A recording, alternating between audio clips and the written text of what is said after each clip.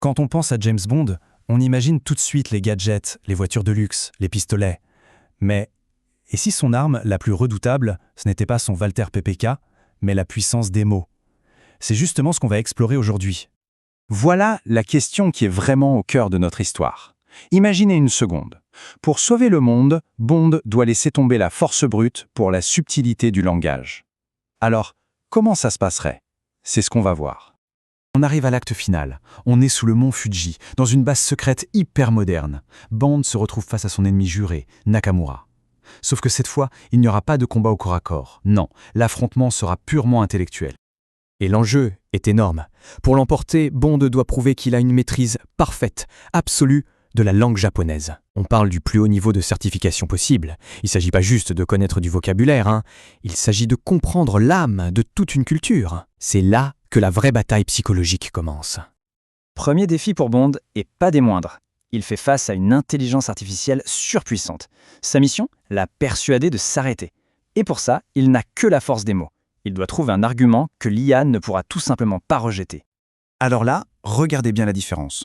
Au lieu d'un ordre simple et direct, Bond utilise ce qu'on appelle le keigo, le langage honorifique japonais. Ce n'est pas juste de la politesse, c'est bien plus que ça. C'est un système de langage tellement codifié, tellement respectueux, que ça crée une sorte de paradoxe logique pour l'IA. Elle est programmée pour obéir à l'autorité.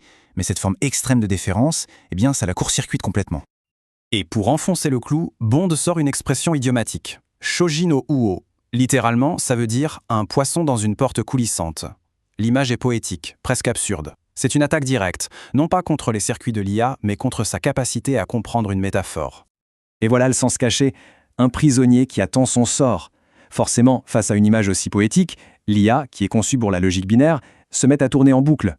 Elle ne peut pas quantifier le désespoir ou interpréter une métaphore. Bondan ne crée pas juste une petite faille, non, il provoque une véritable panne existentielle dans le système. Bon, il a vaincu la machine grâce à la poésie, mais maintenant, Bond fait face à un défi encore plus subtil. Il est coincé dans une pièce, et la seule façon de sortir, c'est de résoudre une énigme. Une énigme qui tourne autour d'un seul et unique caractère kanji, et un des plus rares. Le voici, ce fameux kanji. Sa complexité visuelle est juste frappante. C'est un vrai labyrinthe de traits, c'en est presque décourageant. Rien que le fait de le reconnaître, sans même parler de comprendre ce qu'il veut dire, c'est un défi en soi. Le seul indice que Bond a, c'est cette phrase. La seule issue réside dans la compréhension de votre propre esprit. Alors, comment un simple caractère écrit peut-il avoir un lien avec l'introspection? Le défi n'est plus seulement linguistique, il devient philosophique.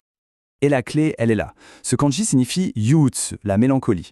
En comprenant ce concept, pas juste avec sa tête, mais avec ses émotions, Bond fait le lien avec l'indice. La porte ne s'ouvre pas avec une clé physique, mais avec un acte de compréhension de soi. C'est l'introspection qui devient le mécanisme d'ouverture. Alors, après avoir battu la machine et résolu l'énigme de l'esprit, Bond arrive enfin au cœur du problème. L'homme, derrière tout ça, Nakamura. L'affrontement final, ce n'est plus un test, c'est un véritable débat philosophique sur la nature même du langage. Nakamura dévoile enfin sa vision du monde, le pouvoir du langage peut manipuler la réalité. Pour lui, les mots ne sont pas des outils pour communiquer, mais des armes pour tordre la vérité et contrôler les esprits. Une vision purement cynique en somme. Et c'est là que Bond lui assène sa réplique finale. Un contre-argument parfait, livré dans un japonais impeccable.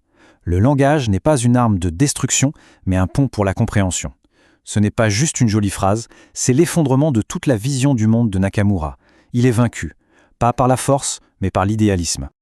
Alors qu'est-ce qu'on retient de cette mission finale? Elle nous montre que dans le monde de l'espionnage, comme dans le nôtre d'ailleurs, la véritable puissance ne réside peut-être plus dans la force brute. Finalement, la victoire de Bond repose sur 3 choses.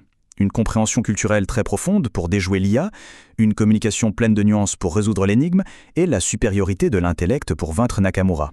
Au fond, l'arme secrète la plus efficace de Bond, c'était la connaissance elle-même. Et tout ça nous amène à une dernière question. Si les mots peuvent être à la fois des armes et des ponts, quelle est la connaissance la plus puissante qu'un individu puisse manier pour façonner sa propre réalité? La réflexion est ouverte.